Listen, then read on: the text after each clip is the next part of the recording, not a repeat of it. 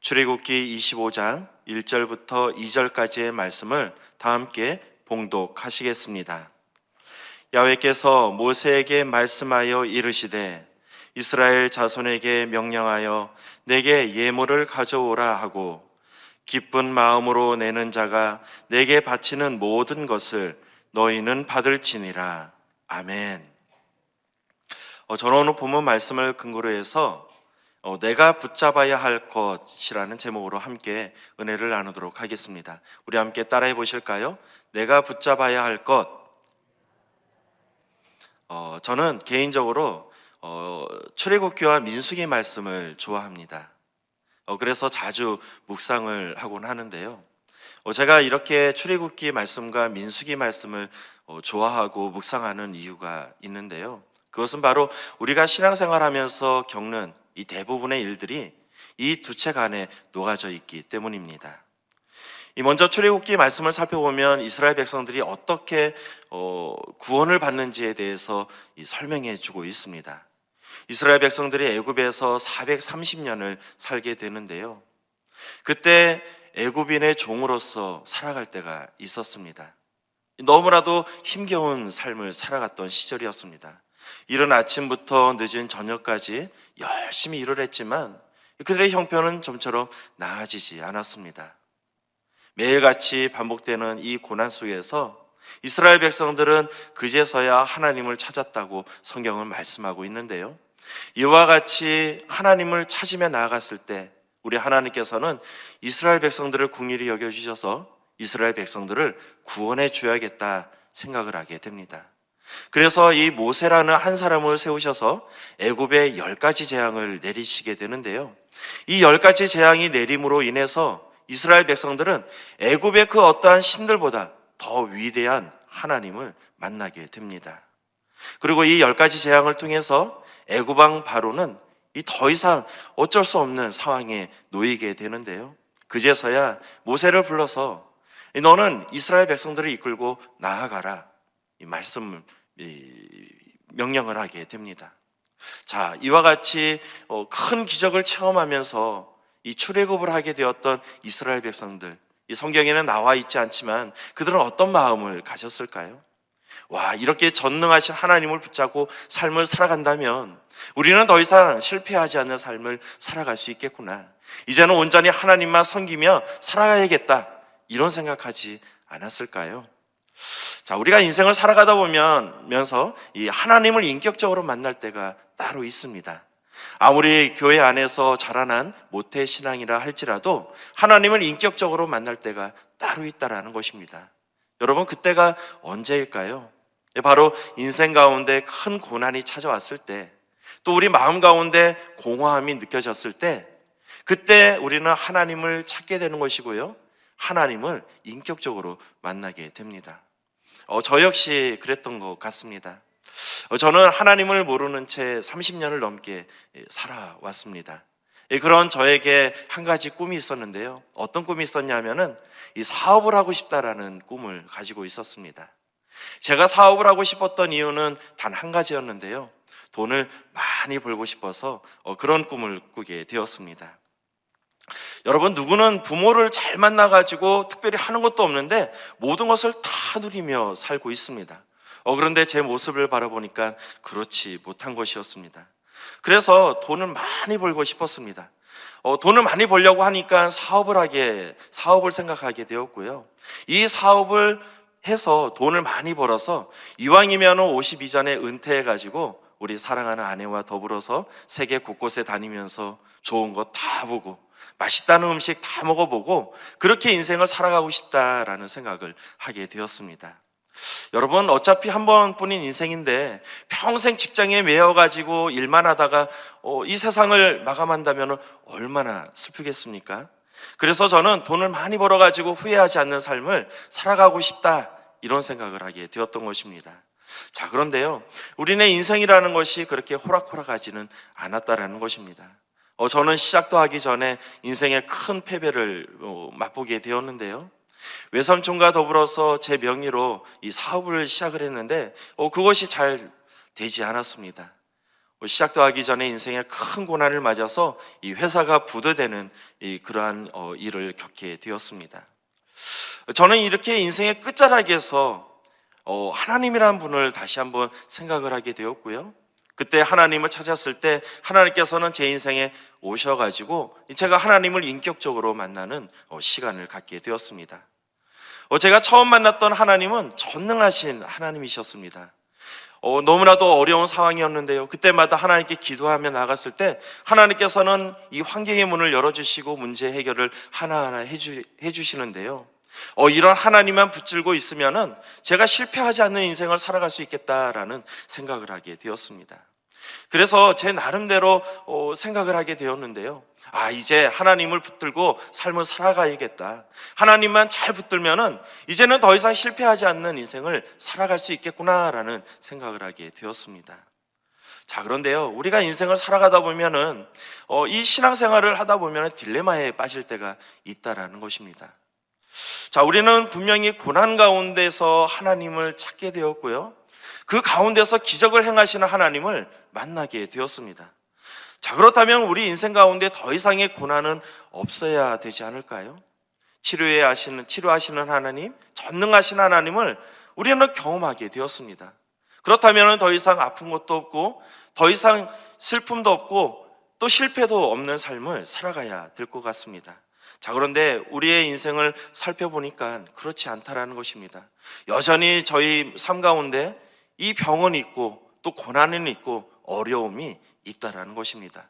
자, 여러분, 우리는 이 문제를 어떻게 해석해야 하는 것일까요?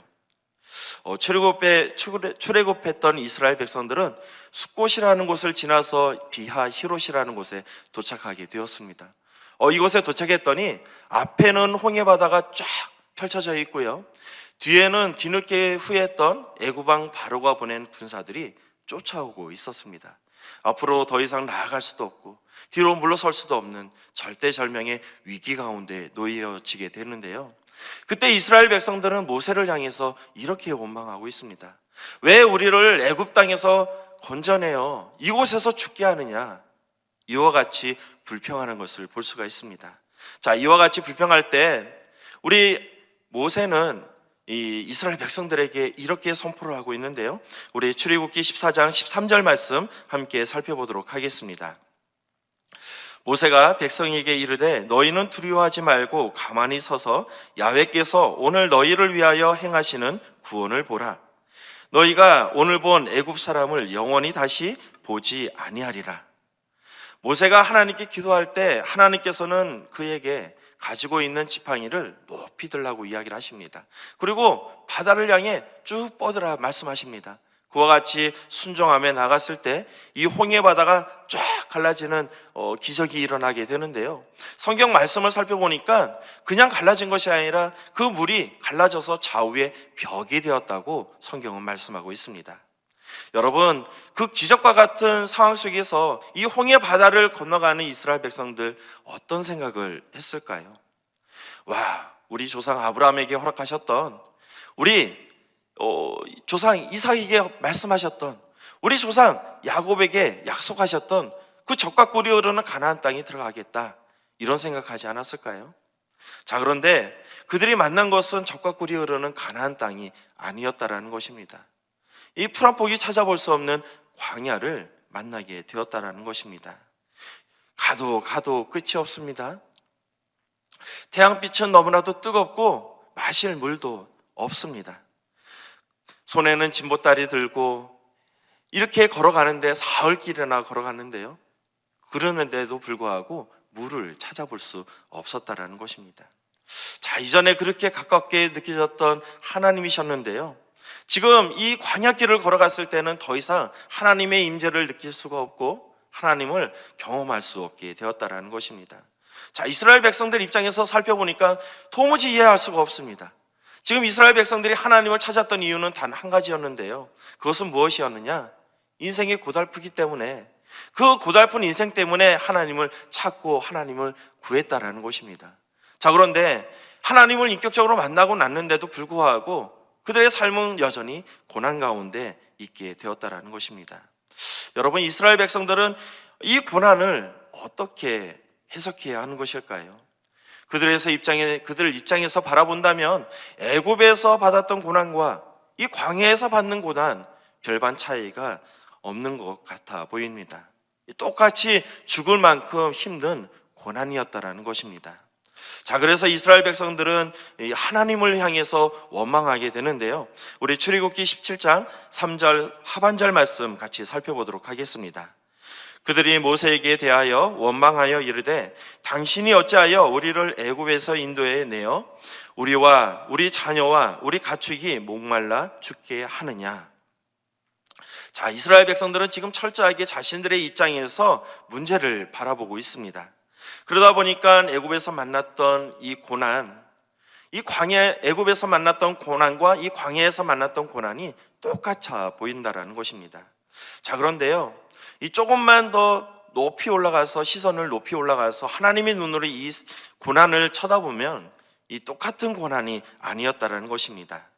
이스라엘 백성들은 똑같은 고난이라 생각할 수 있지만 그 고난은 똑같은 고난이 아니라 다른 고난이었다라는 것입니다. 자, 그렇다면 어떤 차이가 있는 것일까요? 먼저 애굽에서 받았던 고난은 애굽인의 종으로서 받았던 고난이었습니다. 여러분, 이 종으로서 받는 고난 어떤 것일까요? 이른 아침부터 늦은 저녁까지 열심히 일을 합니다. 그래서 많은 수확을 얻게 되었습니다. 여러분, 이렇게 많은 수확을 얻었는데 그 풍년이 얻어서 수확을 얻었던 이 모든 것들이 누구의 것이 되는 것일까요?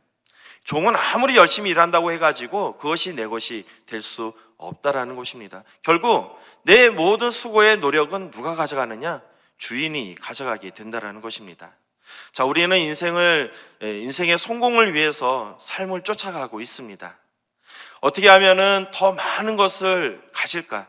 어떻게 하면 더 높이 올라갈 수 있을까? 이것을 바라보면서 이른 아침부터 늦은 저녁까지 열심히 일을 하고 있다라는 것입니다. 자, 어느 순간에 가보니까 이것이 다 내 것인 것 같아요. 그런데 하나님께서 허락하셨던 시간들을 다 지나고 나서 하나님의 엄중한 심판대 앞에 서고 나니까 어떨까요? 그동안 내 것이다 라고 생각했던 것들이 결국 내 것이 아니었다라는 것입니다. 그래서 성경은 이렇게 말씀하고 있는데요, 누가복음 12장 20절 말씀입니다. 하나님은 이르시되 어리석은 자여 오늘 밤 내 영혼을 도로 찾으리니 그러면 내 준비한 것이 누구의 것이 되겠느냐 하셨으니. 자, 그렇다면 홍해 바다를 건너면서 받았던 이 광야에서 받았던 고난은 어떤 고난이었을까요? 여러분이 지리학적으로 살펴보면은 이 광야라는 곳은 애굽 땅에서 가나안 땅으로 지나가기 위해서 반드시 걸쳐가야 되는 이 장소인 것입니다. 즉, 애굽에서 하나님께서 허락하셨던 적과 꿀이 흐르는 가나안 땅에 들어가기 위해서는 반드시 걸쳐가야 되는 곳인데요. 자, 우리가 이 광야의 생활을 한다라는 것은 우리가 구원을 받고 이제는 하나님께서 예배하신 처소 가나안 땅에 들어가기 위해서 반드시 걸쳐야 되는 장소인 것입니다. 하나님께서는 약속의 땅 가나안 땅에 당신의 거룩한 나라를 세우길 원하셨는데요, 그래서 애굽에서 떠났던 이 이스라엘 백성들을 이 광야 가운데서 훈련을 시키신 것을 볼 수가 있습니다. 출애굽기 18장 20절 말씀 같이 살펴보도록 하겠습니다. 그들에게 율례와 법도를 가르쳐서 마땅히 갈 길과 할 일을 그들에게 보이고. 하나님은 이 광야 가운데서 이스라엘 백성들에게 율례와 법도를 가르쳐 주시기 위해서 이 광야를 걷게 하셨다고 말씀하고 있는 것입니다. 비록 이스라엘 백성들은 깨닫지 못하고 있었지만 하나님께서는 이스라엘 백성들을 끊임없이 한 방향으로 이끌어가고 있었다라는 것입니다. 자, 그런데요, 이스라엘 백성들은 자신들이 왜 이 광야를 걷는지 생각하지 않고 있었습니다. 그래서 광야 40년 길을 걸어갔을 때 이스라엘 백성들은 문제를 만날 때마다 똑같은 이 불평을 하는 것을 볼 수가 있습니다. 사랑하는 성도 여러분, 우리가 이스라엘 백성들과 같은 실수를 범하지 않으려면 어떻게 해야 하는 것일까요? 우리는 우리의 삶을 이끌어 가시는 하나님을 바라보고 있어야 된다는 것입니다. 그래서 하나님께서 왜 나를 구원해 주셨는가? 하나님께서 나를 어디로 이끌어 가고 있는 것인가? 거기서 나는 무엇을 해야 되는가? 이것을 마음에 새기며 살아가야 한다라는 것입니다. 이와 같이 이것들을 묵상하며 나갔을 때 이스라엘이 범했던 그러한 우를 반복하지 않는 삶을 살아갈 수 있게 된다라는 것입니다. 자, 오늘 본문 말씀을 살펴보면 하나님께서 모세에게 명령하는 것을 볼 수가 있는데요. 출애굽기 25장 1절부터 2절까지 말씀 다시 한번 말씀 함께 살펴보도록 하겠습니다. 야훼께서 모세에게 말씀하여 이르시되 이스라엘 자손에게 명령하여 내게 예물을 가져오라 하고 기쁜 마음으로 내는 자가 내게 바치는 모든 것을 너희는 받을지니라. 아멘. 자, 홍해 바다를 건넜던 이스라엘 백성들, 그들은 마라와 엘림을 지나서 르비딤을 지나서 시내산이라는 곳에 도착하게 됩니다. 하나님의 산, 거룩한 시내산에 도착했을 때 하나님께서는 그곳에서 이스라엘 백성들에게 회막을 짓게 하시는데요. 자, 이렇게 하나님께서 거하실 회막을 지으려고 하자 많은 사람들이 성령에 감동해가지고 자신들이 가지고 있는 예물을 가지고 와서 이 모세에게 바치는 것을 볼 수가 있습니다. 우리 출애굽기 35장 21절 말씀입니다. 마음이 감동된 모든 자와 자원하는 모든 자가 와서 회막을 짓기 위하여 그 속에서 쓸 모든 것을 위하여 거룩한 옷을 위하여 예물을 가져다가 야훼께 드렸으니. 자, 여러분, 분명히 이스라엘 백성들은 애굽에서 어떤 삶을 살았다고요? 종의 삶을 살았다고 성경은 말씀하고 있습니다. 여러분, 종이 사유재산이 있을까요? 그들에게 예물과 보물이 있으니 만무하다라는 것입니다. 자, 그렇다면은 오늘 이 보물을 가지고 왔던 그 출처는 어디에 있는 것일까요? 우리 출애굽기 11장 2절 말씀 같이 한번 살펴보도록 하겠습니다. 백성에게 말하여 사람들에게 각기 이웃에게 은금 패물을 구하게 하라 하시더니. 자, 하나님께서는 언제 이스라엘 백성들에게 이런 예물을 주셨는가? 그것은 바로 애굽에 살고 있을 때 하나님께서는 이스라엘 백성들에게 그 애굽 사람에게 그 은금 패물을 구하라 말씀을 주셨습니다. 마지막 그 10번째 재앙이 임하기 전에 하나님께서는 그들에게 가서 은금 패물을 구하라 말씀을 주셨는데요. 자, 이와 같이 말씀을 주셨을 때 이 이스라엘 백성들은 애굽 사람들에게 가가지고 은금 패물을 구하게 됩니다. 우리 출애굽기 12장 35절부터 36절까지의 말씀 같이 살펴보도록 하겠습니다. 이스라엘 자손이 모세의 말대로 하여 애굽 사람에게 은금 패물과 의복을 구하매 야훼께서 애굽 사람에게 이스라엘 백성에게 은혜를 입게 하사 그들이 구하는 대로 주게 하심으로 그들이 애굽 사람의 물품을 취하였더라. 자, 하나님은 왜 이스라엘 백성들에게 은금 패물을 취하라고 말씀을 주셨을까요? 지금 이스라엘 백성들은 광야를 걸어가고 있습니다. 여러분, 이 광야를 걸어가는 사람들에게 은금 패물이 필요한 것일까요? 그렇지 않았다라는 것입니다. 하나님께서 이 애굽 사람들에게 은금 패물을 구하라 말씀하셨던 것은 바로 하나님의 거룩한 성막을 짓기 위해서 하나님께서 그들에게 은금 패물을 구하라 말씀을 주셨다라는 것입니다. 여러분, 우리가 기억해야 하는 것이 있습니다. 하나님께서 우리에게 축복을 주시는 이유가 있는데요, 그 축복을 주시는 이유는 무엇인가? 그것은 바로 우리에게 하나님께서 축복을 주셔서 그 축복을 통해서 하나님의 거룩한 나라를 세워라, 하나님의 거룩한 성전을 세워라 말씀을 주시는 것입니다. 그래서 예수님께서는 이렇게 말씀하고 있습니다. 마태복음 6장 20절 말씀입니다. 오직 너희를 위하여 보물을 하늘에 쌓아두라. 거기는 좀이나 동록이 해하지 못하며 도둑이 구멍을 뚫지도 못하고 도둑질도 못하느니라. 아멘. 자, 그런데요, 이스라엘 백성들은 이렇게 주신 은금 패물을 가지고 헛된 우상을 만드는 것을 볼 수가 있습니다. 자, 시내산에 도착했던 이스라엘 백성들, 그때 하나님께서는 모세를 따로 시내산으로 부르시는데요, 우리 출애굽기 19장 20절 말씀 같이 살펴보도록 하겠습니다. 야훼께서 시내산 곧 그 산 꼭대기에 강림하시고 모세를 그리로 부르시니 모세가 올라가매. 자, 모세가 하나님의 부르심을 받아가지고 시내산에 올라가게 되었습니다. 자, 이 시내산에 올라갔는데요. 하루가 지나고 이틀이 지나고 일주일이 지나고 한 달이 지났는데도 불구하고 이 모세는 내려올 생각을 하지 않고 있다라는 것입니다. 자, 분명히 이스라엘 백성들이 모세를 바라보았을 때 빈손으로 올라간 것 같은데, 자, 시내산을 바라보니까 도저히 먹을 것을 구할 것이 없는 것 같은데, 그럼에도 불구하고 일주일이 지나고 한 달이 지났는데도 불구하고 이 모세는 내려올 생각을 하지 않았다라는 것입니다. 여러분, 그 밑에 있던 이스라엘 백성들은 어떤 마음이 들었을까요? 그들 마음 가운데 두려움이 찾아오게 되었다라는 것입니다. 자, 그래서 이 마음을 가지고 이스라엘 백성들이 아론에게 찾아가서 이야기를 하는데요. 출애굽기 32장 1절 말씀입니다. 백성이 모세가 산에서 내려옴이 더딤을 보고 모여 백성이 아론에게 이르러 말하되 일어나라, 우리를 위하여 우리를 인도할 신을 만들라. 이 모세 곧 우리를 애굽 땅에서 인도하여 낸 사람은 어찌 되었는지 알지 못함이니라. 자, 이스라엘 백성들은 아론에게 나아가서 우리를 이 광야에서 이끌어갈 신을 만들어 달라고 지금 요구하고 있습니다. 그때 아론은 너희 귀에 있는 금고리를 가져오라 라고 이야기를 합니다. 그리고 나서 그 금을 가지고 무엇을 만들었느냐? 이 바로 금송아지를 만들게 되었습니다. 자, 여러분, 호구 많은 것들 중에 왜 아론은 금송아지를 만들었던 것일까요?